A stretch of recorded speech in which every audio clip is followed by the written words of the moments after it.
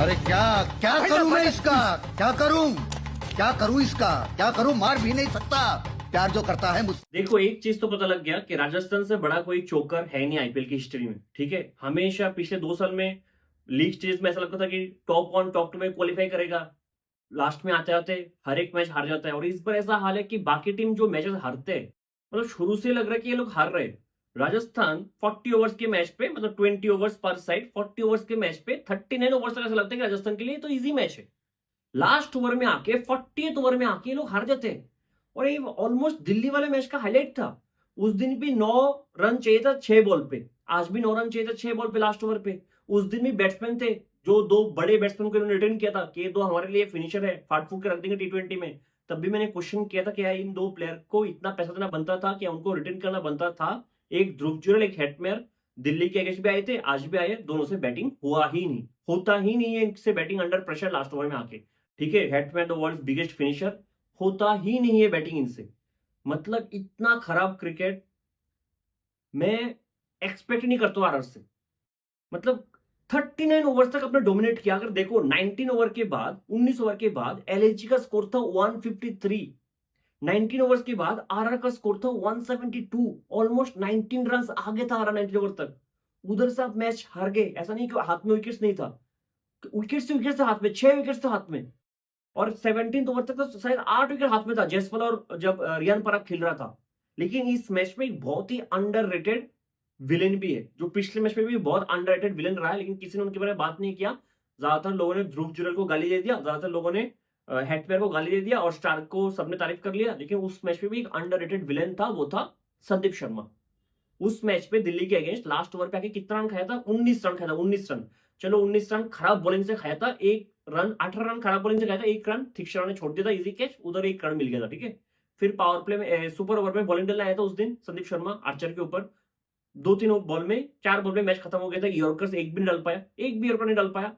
आज आया last over डालने अब्दुल समद, एक बच्चे के सामने, यॉर्कर दूर दूर तक नहीं है, 4 छक्का मार दिया अब्दुल समद, 4 छक्का, 27 रन लास्ट ओवर पे। जो स्कोर शायद, जो टारगेट 165 164 मैक्स टू मैक्स दिख रहा था, वो 181 पे जाके पहुंचे अब्दुल समद। और इसलिए मैं कह रहा था अब्दुल समद के बारे में पहले मैच से, जब एलएसजी और दिल्ली का फर्स्ट मैच हुआ था, मैंने कहा था कि अब्दुल समद इस प्लेइंग इलेवन में क्यों नहीं है। और सेकंड मैच से कह रहा हूं अब्दुल समद को ऊपर भेजो, अब्दुल समद को ऊपर भेजो। डेविड मिलर का होगा रेपुटेशन, लेकिन डेविड मिलर आज के दिन वो अच्छा बैट्समैन नहीं है टी20 का। चाहे आप जितना भी हाईलाइट कर लो, उससे उस लेवल का बैटिंग नहीं होगा जो अब्दुल समद करके दे सकता है। अगर वो 1-2 मैच में भी चलेगा, वो फाड़ के रख देगा। मैंने ये चीज कहा था। 10-15 बॉल्स एग्जैक्टली मेरा लाइन था कि अगर अब्दुल समद 10-15 बॉल्स भी खेलेगा एक दिन, आपको पता लगे कि वो क्या कर सकता है। सिर्फ 10 बॉल खेला है, 30 रन, 10 बॉल में पूरे मैच का रिजल्ट। हालांकि आवेश को मैन ऑफ द मैच मिला, लेकिन शायद वो इक्वली अब्दुल समद भी डिजर्व करता था, और man of the match equally Sandeep Sharma भी डिजर्व करता था एलएसजी की तरफ से। 30 रन 10 बॉल पे बनाए, जहां पे डेविड मिलर ने कितना बनाया? 8 बॉल पे 7 रन। और फिर भी आपने अब्दुल समद को डेविड मिलर की बात भेजा। अगर डेविड मिलर के ऊपर आता और 3-4 बॉल अब्दुल समद खेल के जाता, तो शायद ये 180 190 तक भी पहुंच जाता। 1-2 हिट चाहिए अब्दुल समद की बैट से। और जो फॉर्म और रणजी से लेखा है, मैं कब से कह रहा हूं, अगर रणजी का उसका एक सेंचुरी इस बार जाके देख लोगे, तो आपको पता लगेगा कि वो क्या फॉर्म लेके आया है। लेकिन ट्रस्ट ही नहीं है, सब डेविड मिलर कर लेगा। आउटस्टैंडिंग बैटिंग की है, लेकिन मैच कहां पे चेंज हुआ आरआर के लिए? सब कुछ पीसफुली चल रहा था, है ना। मुझे तो दुख होता है जयसवाल और वैभव के लिए कि इन्होंने इतना अच्छा बैटिंग किया, बाद के जो बैट्समैन है इतना खराब बैट्समैन है, नीतीश राणा है, वो बैटिंग हुआ ही नहीं इनसे। इनफैक्ट मैं रियान पराग से बहुत ही डिसअपॉइंटेड हूं। 8 मैच हो गए, आपसे वो इंपैक्ट आया ही नहीं। मैं हर एक मैच में ये कह रहा हूं कि रियान पराग टच पे लग रहा है, टच पे लग रहा है। एक मैच आएगा जहां पे वो रन बना लेगा। आउट ऑफ फॉर्म तो नहीं है, मैं अभी भी मानता हूँ आउट ऑफ फॉर्म नहीं है ना, बॉल बैट से बहुत अच्छा निकल रहे हैं, लेकिन इंपैक्ट कहाँ है? आपका कंट्रीब्यूशन क्या है इस पूरे आईपीएल में अभी तक 8 मैच पे? और ऐसे ही खेलते रहोगे, मुझे नहीं लगता कि नेक्स्ट टी20 सीरीज में इंडिया के लिए वो कभी भी स्क्वाड में भी आएगा। 50 मेंबर स्क्वाड में भी आने के चांस बहुत कम है रियान पराग का। ठीक है, ऐसे भी आईपीएल में बॉलिंग तो वो करता नहीं है। बहुत ही खराब, बहुत ही डिसअपॉइंटेड। आप एक मैच्योर्ड बैट्समैन हो, जिनको आरआर ने बहुत लंबे टाइम तक रिटर्न किया। आपका लास्ट तक खेलना बनता था, जब आपको पता है कि इतने से इतने नालायक बैट्समैन आपके नीचे पड़े हैं, तो आपका आउट होना बनता नहीं था। वो शॉट बनता ही नहीं था, जो आप ट्राई करते वो शॉट बनता ही नहीं था। 17th ओवर और एक अंडररेटेड बॉलर शायद इस मैच का और एक रिजल्ट डिसाइडर था, दिग्विश राठी, जिन्होंने 17th ओवर डाला था, सिर्फ 8 रन देके चला गया। और बैट्समैन कौन था? जयसवाल और रियान पराग, दोनों स्पिन को बहुत अच्छा खेलते हैं। उनके सामने 17 ओवर में सिर्फ 8 रन देके चला गया दिग्विश राठी। क्या बॉलिंग डाल रहे हैं, हर एक मैच पे आके पावर प्ले में 1 ओवर, मिडिल में 2 ओवर, डेथ पे एक ओवर, ये इसका पैटर्न है। और ऋषभ पंत चाहे बैटिंग से जितना भी खराब करे, कैप्टन से मेरे हिसाब से अभी तक बहुत अच्छा किया। एक दो कुछ फ्लॉज रहा है कुछ मैचेस पे, लेकिन इतना मेजर जो फ्लॉज बहुत बड़े बड़े कैप्टन, इंडिया के फ्यूचर कैप्टन कर रहे हैं, इतना मेजर फ्लॉ तो ऋषभ पंत को मैंने करते हुए नहीं देखा, ठीक है। और इस बॉलिंग अटैक के साथ वो जीत रहा लगातार। इस हैट्स ऑफ यार टू ऋषभ पंत, जो पैटर्न उसने दिग्विजय शेट्टी को बना के दिया है कि एक ओवर पावर प्ले में डालेगा, 2 ओवर मिडिल में डालेगा, एक डेथ पे डालेगा, एक कंफर्म डालेगा डालेगा। और पावर प्ले का एक ओवर भी बहुत अच्छा लग जाता है, डेथ के एक ओवर भी बहुत अच्छा डाल जाता है। रियान परा को जयसवाल के सामने आके 17 ओवर में सिर्फ 8 रन देके जाना, आउटस्टैंडिंग बॉलिंग किया दिग्विजय शेट्टी। 18 ओवर आवेश खान का जहां पे मैच चेंज हुआ है, सिर्फ 5 रन देके 2 विकेट, सिर्फ 5 रन देता आवेश 18 ओवर में। और 2 विकेट किस किस का, रियान पराग और जयसवाल का। मैच उधर ही खत्म था, 18 ओवर में आगे 5। प्रिंस यादव का आता है 19 ओवर, वो 11 रन देता है, हालांकि उसका भी ओवर अच्छा गया था, लास्ट बॉल पे एक चौका लग गया था, ठीक है। लास्ट ओवर 9 रन चाहिए, उस दिन भी 9 रन चाहिए था। अगर आप फील्ड सेट देख लो, पहला बॉल ध्रुव जुरल फेस कर रहा था, ठीक है। तो उनके जो 4 फील्डर्स वो लेग साइड पे थे, 3 फील्डर्स लेग पे, एक लॉन्ग ऑन, एक लॉन्ग ऑफ, 5 फील्डर बाहर थे। जैसे हेटमैन आया, प्लान चेंज हो गया। प्लान क्या था, 5 फील्डर्स बाहर हो सकते हैं, तो 2 फील्डर इन्होंने रखा है पीछे, मतलब एक थर्ड मैन, एक deep backward point, 2 fielder offside में पीछे हो गया, ठीक है। फिर एक लॉन्ग ऑफ, एक लॉन्ग ऑन, 4 हो गया फील्डर, और एक फील्डर शायद डीप मिड विकेट पे था, ठीक है। और 2 फील्डर सर्कल के अंदर एक्स्ट्रा कवर और एक्स्ट्रा कवर था। साफ साफ पता लगा था वाइड यॉर्कर डालेगा, क्योंकि इतने सारे फील्डर्स बाहर ले लिया है, ऑफसाइड में ए कर लिया, मतलब वाइड यॉर्कर ही डालेंगे, ठीक है। दूसरा बॉल वाइड यॉर्कर ही डालने की कोशिश किया, जहां पे हेडमैन मारने की कोशिश करता है, आउटसाइड एज लगता है, जाता है थर्डमैन के पास, जहां पे था शार्दुल ठाकुर, वो फंबल कर देता है लॉर्ड ठाकुर। लेकिन शार्दुल ठाकुर भी मतलब ये है, वो जानबूझ के फंबल किया है। और हालांकि अगर ऋषभ पंत उस बॉल को सही से कलेक्ट करता, उधर रनआउट मुझे लगता है कि हो जाता शायद हेडमैन, उधर 2 रन मिल गया। अगला बॉल क्या करता है, ऋषभ पंत फील्ड में चेंज करता है, मतलब फील्ड सेटिंग में कुछ चेंज नहीं था, फील्डर शफल करता है, क्योंकि शार्दुल ठाकुर फंबल किया थर्डमैन से। शार्दुल ठाकुर को थर्डमैन से लेके आया है इसमें शॉर्ट फाइन लेग पे, शॉर्ट एग्जैक्टली शॉर्ट फाइन में नहीं है, स्क्वायर में लेके आया था, ठीक है। स्क्वायर लेग पे लेके आया था, डाउन द लेग बॉल, जहां पे आवेश ने यॉर्कर मिस किया था।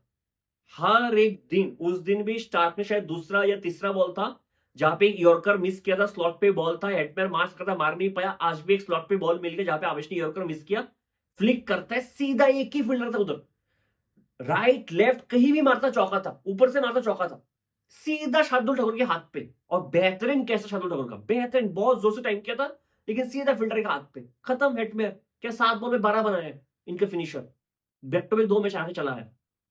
फिर आते हैं शिवम दुबे, यॉर्कर सीधा ब्लॉक होल पे, डॉट बॉल खेल जाता है। शिवम दुबे, शुभम दुबे, शायद Shubham Dube. 5th ball full toss मार नहीं पाया, सीधा खड़ा कर दिया। And the Proteas who never choked under pressure, easy catch छोड़ दिया डेविड मिलर, जो इतना अच्छा फील्डर है, इजी कैच छोड़ दिया। अगर वो कैच पकड़े मैच तो उधर ही खत्म था, क्योंकि स्ट्राइक पे कौन होता, हसरंगा ऐसे आर्चर को भेजते, शायद आर्चर को भेजते, क्योंकि वो बड़ा सा लगता था। क्या आर्चर मार पाता? आई डाउट, क्योंकि बैटिंग तो उसका डेप्थ है ही नहीं। वो कैच उधर पकड़ा, मैच लास्ट बॉल तक जाने की कोई मतलब सवाल ही नहीं होता, ऐसे मैच जीत जाते हैं एलएनजी। उधर 2 रन भाग लिया, लास्ट बॉल फिर से यॉर्कर, शुभम दुबे से कुछ नहीं हुआ, 1 रन मिल गया। वो तो आज स्ट्राइक ही नहीं ले रहा था ध्रुव जुरैल, अगले पिछले मैच पे 2 रन ले लेता, 1 रन लिया था, 2 रन नहीं मना कर दिया था स्ट्राइक लेके, मेरे से नहीं हुआ, आज मैं स्ट्राइक लूंगा ही नहीं। ध्रुव जुरैल ने कितना बनाया आज, कुछ 6 बॉल पे 7 या 7 बॉल पे 8 ऐसा कुछ बनाया, आई डोंट नो, बट बहुत ही खराब बैटिंग किया। अगर आप एज ए फिनिशर आ रहे हो, आके ऐसे इस स्ट्राइकर से बैटिंग कर रहे हो, मतलब मेरे तो समझ से बाहर है। 2 रिटेन प्लेयर ध्रुव जुरैल और शेमरॉन हेटमैन, 2 मैच मिला के 8 रन नहीं बना रहा 12 बॉल पे, 2 मैच मिला के कह रहा हूं मैं, 12 बॉल पे 8 रन नहीं बन रहे इनसे। ध्रुव जुरैल ने 5 बॉल पे 6 बनाए, आउटस्टैंडिंग। शेमरॉन हेटमैन 7 बॉल पे 12, शुभम दुबे 3 बॉल पे 3। ये है इनकी फिनिशर्स। बहुत ही खराब बैटिंग, बहुत ही डिसअपॉइंटिंग परफॉर्मेंस, इससे खराब परफॉर्मेंस हो नहीं सकता था। लेकिन आवेश खान ने जो बॉलिंग की है यार, आउटस्टैंडिंग तरीके से एग्जीक्यूट किया। मैंने ये चीज शायद आईपीएल से पहले भी कहा था कि आवेश खान, हालांकि हम बहुत मजाक उड़ाते 2 बॉलर, एक आवेश खान, एक हर्षल पटेल, हम हमेशा मजाक उड़ाते कि इनसे तो होगा नहीं, नहीं वो नहीं, है ना। दिन दया अकेडमी से आते हैं, पर्पल पटेल, मजाक में पर्पल पटेल बोल देते हैं इनको, लेकिन दोनों हमेशा अच्छा करते हैं, हमेशा अच्छे मतलब डिफिकल्ट सिचुएशन में आके दोनों डेथ पे अच्छा करता है। और Harshal Patel in fact middle over भी अच्छा करता है। आवेश पहले मार खाता है, अगर आरआर के लिए भी देख लो, पिछला साल जो आवेश का गया था, पहले मार खा लेता था, पावर प्ले में कभी 1 ओवर डाल देता था, या फिर पावर प्ले के बाद अगला ओवर ही 7th ओवर ही आवेश को होता था। आरआर के लिए पिछले साल तक मार खा लेता था, फिर और एक ओवर आता था 9-10 ओवर के टाइम पे, वो भी मार्क लेता, फिर आखिरी में जो 2 ओवर आता था, वो 2 ओवर आवेश हमेशा अच्छा रुक जाता था। इनफैक्ट तो संजू सैमसन बोल्ट को कभी डेथ पे बॉलिंग देता ही नहीं था पिछले साल, कभी दिया ही नहीं, क्योंकि ट्रस्ट आवेश पे था। इन्होंने इस बार आवेश को जाने दिया, खरीदा है तुषार देशपांडे सबको। हालांकि तुषार देशपांडे अच्छा बॉलिंग किया, और आवेश ने जो बॉलिंग किया है लास्ट के 2 ओवर पे, 2 ओवर मिला के 11 रन और 3 विकेट, और 3 विकेट का क्वालिटी देखो कौन से बैट्समैन थे, रियान पराग, जायसवाल और हेटमेयर। इन तीनों में से कोई एक भी अगर लास्ट तक खेल जाता तो मैच आरआर की तरफ था। तीनों को आउट ही कर दिए, सिर्फ डॉट बॉल्स नहीं दिया, आउट ही कर दिए। आउटस्टैंडिंग परफॉर्मेंस बाय एलएसजी मेरे हिसाब से। आप थोड़ा सा शुरू से शुरू करते हैं, ठीक है। एलएसजी का प्लेइंग 11 मुझे थोड़ा अजीब लगा, क्योंकि उन्होंने पहले बैटिंग करा था, फिर भी आयुष बदनी को बाहर रखे। मतलब प्लान मतलब सिंपल था कि शायद सेकंड इनिंग्स पे मयंक यादव को लाने वाले थे, ठीक है। वो तब पॉसिबल होता अगर ऋषभ पंत को टी20 में बैटिंग करना आता, ठीक है। वो आता नहीं उसको बैटिंग करना, तो वो प्लान सक्सेसफुल नहीं हुआ। खैर, मिचेल मार्श आर्चर के एक shot of the good length ball जो बहुत ही बाहर था, उसको खींच के पुल करने जाता है, उस पर वो आउट हो जाता है। आर्चर को ऐसे शॉट खेलना बहुत ही मुश्किल है। अगर आप कट कर सकते हो उस बॉल को, अगर बॉडी लाइन पे वो बॉल नहीं है shot of the good length, फिर आप पुल नहीं करोगे इतना बाहर से खींच के। हालांकि वो शॉट मिचेल मार्श हमेशा पिकअप पे बहुत अच्छा खेलता है, उधर वो आउट हो गया। रियान पराग मेरे हिसाब से अच्छा कैप्टनसी किया है, आर्चर को 3 ओवर एटलीस्ट पावर प्ले में दिया है आज। और आर्चर अपने तीसरे ओवर पे पावर प्ले में निकोलस पुरन को आउट कर दिया था। इजी कैच था शुभम दुबे का, उसने वो कैच छोड़ दिया। बहुत ही खराब फील्डर है, मुझे याद नहीं आ रहा, लेकिन लास्ट टाइम भी जब उसने आरआर के लिए खेला था, थर्ड मैन पे एक इजी कैच छोड़ दिया था। मुझे याद नहीं आ रहा है कि कौन सा बैट्समैन था। शुभम दुबे बहुत ही खराब फील्डर, और इसलिए जॉश इंग्लिश के लिए मैट रेस्पेक्ट है। अगर कल के मैच का मैं बात कर रहा था, आपको याद होगा जो फील्ड का कैच था, same shots, almost same ball. Nicholas Pooran बस लेफ्टी राइटी बैट्समैन है, सेम फील्डर खड़ा था, उधर चाहल खड़ा था कल के मैच पे, आज शुभम दुबे खड़ा है, दोनों ही खराब फील्डर। कल जॉश इंग्लिश ने क्या डिफरेंट किया है, जॉश इंग्लिश का माइंड क्लियर था कि मुझे पता चाहल से नहीं होगा, मैं कीपर हूं, मेरे हाथ पे ग्लव्स है, मैं दौड़ के जाऊंगा, स्प्रिंट करके जाऊंगा, मैं डाइव लगाऊंगा, लेकिन कैच मैं ही पकड़ूंगा, मैं रुकूंगा नहीं बीच पे। ध्रुव जुरल भाग के तो आता है आज के दिन, लेकिन आते आते उसे रिजेक्ट कर लिया था, स्लो हो गया था कि नहीं मैं शायद पहुंच नहीं पाऊंगा, मैं रहने देता हूं। हालांकि अगर वो भागता स्पीड से, वो डाइव मार के फुल स्ट्रेच डाइव मारता तो पहुंच जाता, वो पहुंचा नहीं है। उसने वो कैच शुभम दुबे ने छोड़ दिया, ठीक है। तो कल फिल शॉट का वो कैच, जॉश इंग्लिश का वो कैच, शायद इंटेंसिटी क्या था उस कैच का, मैं इधर एज एन एग्जांपल देके समझ सकता हूँ क्या इंटेंसिटी था, ठीक है। देखने में लगा कि बहुत इजी कैच है, कीपर भाग के आ गया, पकड़ लिया, बहुत इजी है, ऐसा इतना आसान नहीं होता, ठीक है, ये पता लग गया आज। लेकिन इतना ज्यादा नुकसान हुआ नहीं है। संदीप शर्मा आता है पावर प्ले का लास्ट ओवर डालने, आते ही एक बॉल डालता है, ऑलमोस्ट यॉर्कर लेंथ पे था, जो अंशुल कंबोज ने लास्ट मैच पे निकोलस पुरन डाला था, ऑलमोस्ट सेम बॉल था, और सेम ही तरीके से एलबीडब्ल्यू हुआ है निकोलस पुरन, जो सही है मेरे हिसाब से, क्योंकि इतना अच्छा बैटिंग कर रहा है वो लगातार। एक दो मैच पे फेल होना बनता भी, और मैं चाहता भी था कि वो फेल हो एक दो मैच पे, क्योंकि मुझे देखना कि एलएसजी की मिडिल ऑर्डर बिना पुरन का क्या करता है। और मैंने जिस कहा भी था, जिस दिन पुरन फेल होगा, जिस दिन मार्च फेल होगा, ये लोग उस रन रेट से बैटिंग नहीं कर पाएंगे जिस रन रेट से वो लोग 20 ओवर खेल गए थे जब मिचेल मार्श और निकोलस पुरन बैटिंग करते हैं, ठीक है। आज दोनों नहीं चला, और उनका रन रेट देख लो बहुत ही खराब थे, तो आरआर था इसलिए लोग जीत गए, वरना जीतता नहीं। जिस तरीके से बैटिंग किया है एलएसजी, वो जीतता नहीं। To be very honest, Hasaranga आता है, ऋषभ पंत रिवर्स स्वीप निकलता है, आउटस्टैंडिंग कैच था ध्रुव जुरल का उधर, ऑलमोस्ट बॉल उसके चेस्ट पे लगा था, फिर ग्लव्स से 2 बार निकल गया, थर्ड एटेम्प्ट पे पकड़ा है, आउटस्टैंडिंग कैच था। ऋषभ पंत 9 बॉल खेल के 3 रन, भाई साहब जो फॉर्म ऋषभ पंत लेके आया है। और इसलिए पिछले मैच में सीएसके के साथ जो बैटिंग किया, मैंने कहा था कि डाउट तो है, हालांकि रन उन्होंने बनाए हैं, लेकिन जब एक्सेलरेट करना चाहिए था वो एक्सेलरेट कर नहीं पाया ऋषभ पंत, ठीक है। पिछले मैच पे भी आपको लग रहा होगा रन बना लिया, फॉर्म पे आ गया, लेकिन मुझे वो टच पे नजर आ ही नहीं रहा ऋषभ पंत, ठीक है। इतना तो कंफर्म है कि ऋषभ पंत शायद इंडिया के टी20 स्कीम ऑफ थिंग्स में आ नहीं पाएंगे इतना आसानी से as a backup wicket keeper भी। मुझे ऐसा लगता है कि आईपीएल में और भी बहुत सारे बैकअप विकेट कीपर है जो ऋषभ पंत के ऊपर टी20 में खेल सकते हैं, ठीक है। चलो, टीम को फंसा दिया, अब आयुष बदनी को मजबूरी पे बुलाना पड़ा। इसका मतलब मयंक यादव आज के मैच से बाहर हो गए, क्योंकि मयंक का नाम तो था इंपैक्ट सब्स्टिट्यूट में, 4-5 लोगों का नाम में एक मयंक यादव का नाम था। आयुष बदनी, मैं हमेशा कहता हूँ वो प्लेयर नहीं है जो 220 200 वाले पिच पे वो अच्छा करेगा, लेकिन जब लगता है कि टीम फंस गया है, जब इधर से एक मैच्योर्ड पार्टनरशिप बिल्ड करना होता है, जब इनिंग्स को आगे बढ़ाना पड़ता है, तो आयुष बदुनी एक ऐसा प्लेयर है जो वो चीज परफेक्टली करता है। उसको पता है कि सेट बैट्समैन का साथ कैसे देना है, कैसे स्ट्राइक रोटेट करना है, कैसे पार्टनरशिप बिल्ड करना है, वो काम आयुष बदुनी परफेक्टली करता है। वो एग्जैक्टली 170 180 वाले मैच के लिए आयुष बदुनी बहुत ही परफेक्ट है। जब टॉप ऑर्डर फेल हो जाते हैं 95% टाइम आप देखोगे कि आयुष बदुनी आके अच्छा करता है। इवन दिल्ली के लिए भी वो सेम चीज करते हैं, ठीक है। आयुष बदोनी और मार्करम के बीच एक बहुत अच्छा पार्टनरशिप हुआ, कुछ 76 रन का पार्टनरशिप हुआ, लेकिन शायद उस तरीके से वो एक्सेलरेट नहीं कर पाए। 49 बॉल पे पार्टनरशिप हुआ था, फिर हसरंगा आके फाइनली मार्करम को आउट करता है, जो बहुत अच्छा बॉल खेल गया था, कुछ 45 बॉल पे 66 का। फिर 34 बॉल पे 50 बना के आयुष बदोनी आउट होता है, ठीक है। दोनों के बीच एक अच्छा खासा पार्टनरशिप हुआ था और ऐसा लग रहा था कि आरआर पूरे मैच पे आगे। जब आया लास्ट ओवर संदीप शर्मा का, अब्दुल समद ने बहुत मारा, जो मैंने पहले भी कहा है, 27 रन उस ओवर से।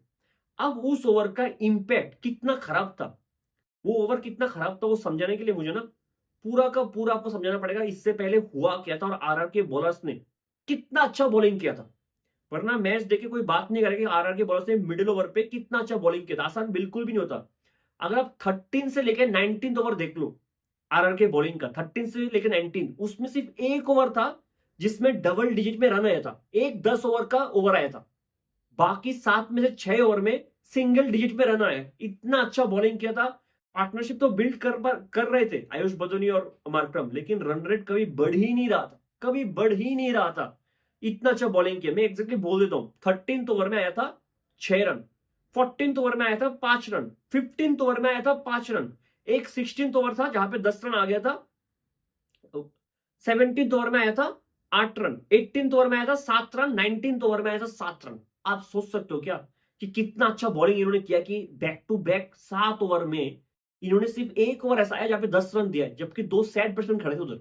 अब्दुल समद था, डेविड मिलर था, आयुष बदोनी था, मार्करम था, फिर भी रन किसी ने दिया ही नहीं है। ऑन एवरेज इन 7 ओवर में कितना रन आए? 49 आए हैं, ठीक है। ऑलमोस्ट मान लो 49, हाँ ऑलमोस्ट मान लो कि हर एक ओवर में 7 रन आए हैं, ठीक है, ऑन एवरेज। इन 7 ओवर में ऑलमोस्ट हर एक ओवर में 7 रन आए, ऑन एवरेज पकड़ लो, ठीक है। Last over Sandeep Sharma 27 run देते हैं, मतलब कितना हो गया? 7 for 28, मतलब ऑलमोस्ट 4 टाइम्स ज्यादा रन दिया है। 4 टाइम जो एवरेज रन, आप समझ लो कितना खराब बॉलिंग किया है। जो एवरेज रन चल रहा था 7 ओवर से मिडिल से लेकर डेथ तक, 19 ओवर तक, उसका 4 टाइम्स ज्यादा रन देके गए एक ओवर में संदीप शर्मा आके। 27 रन यार।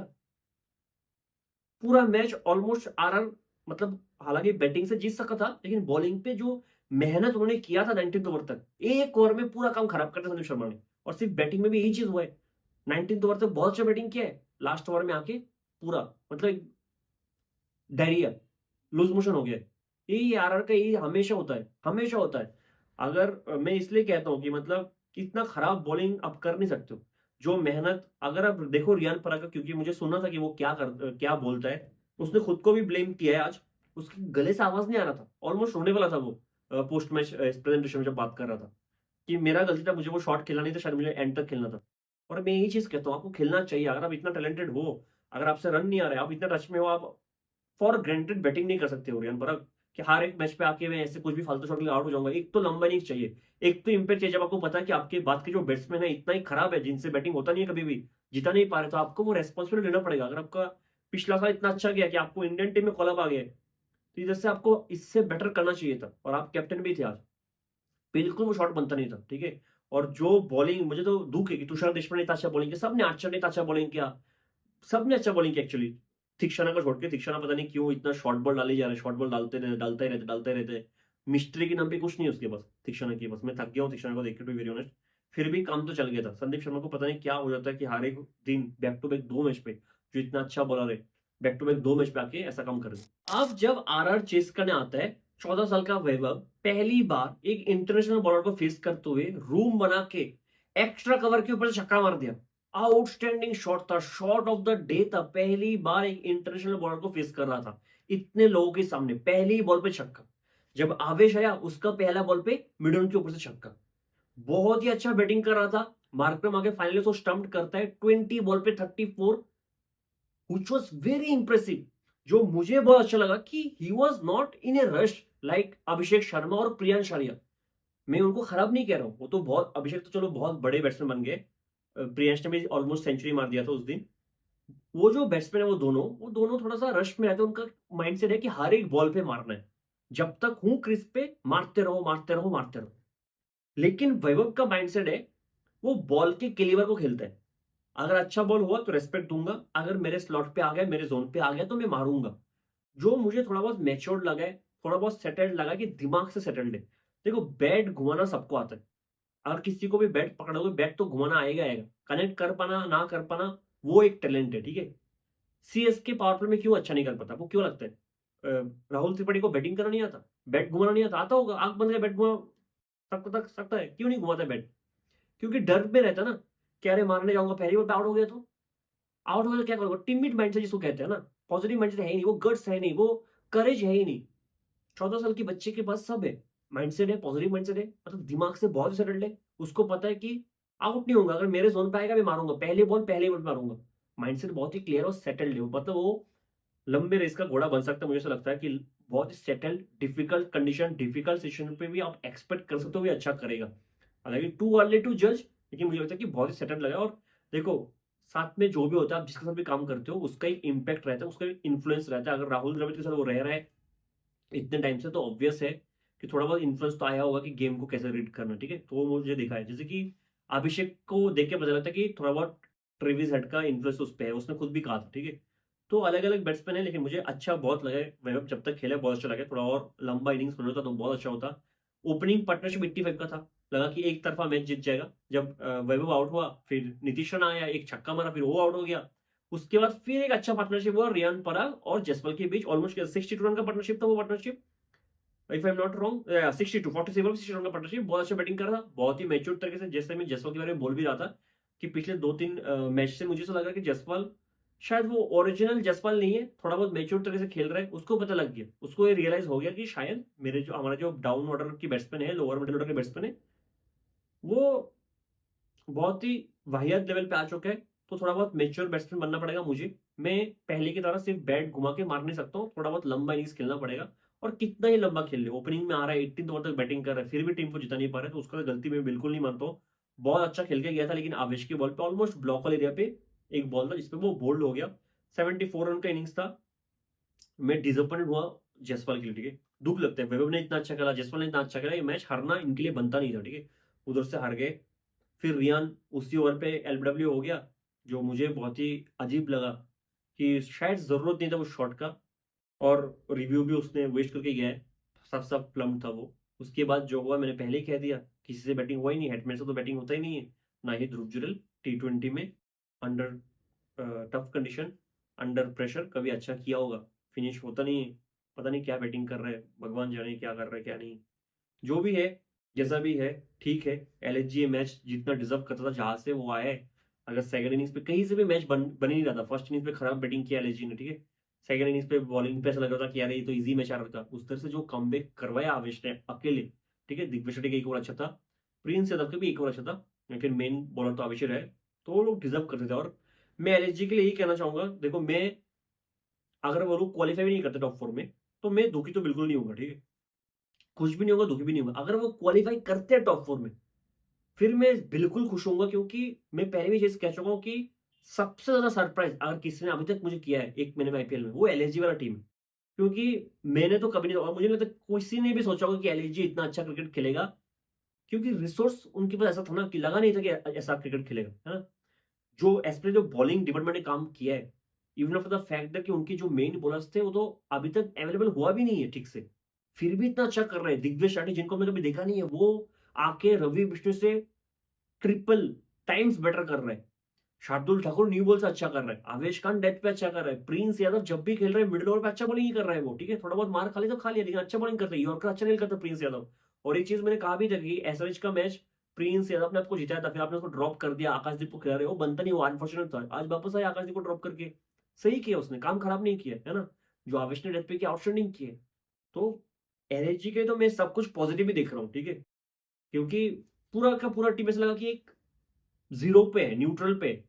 उधर से अगर कोई भी अच्छा परफॉर्म कर रहा है, टीम जीत रहा है।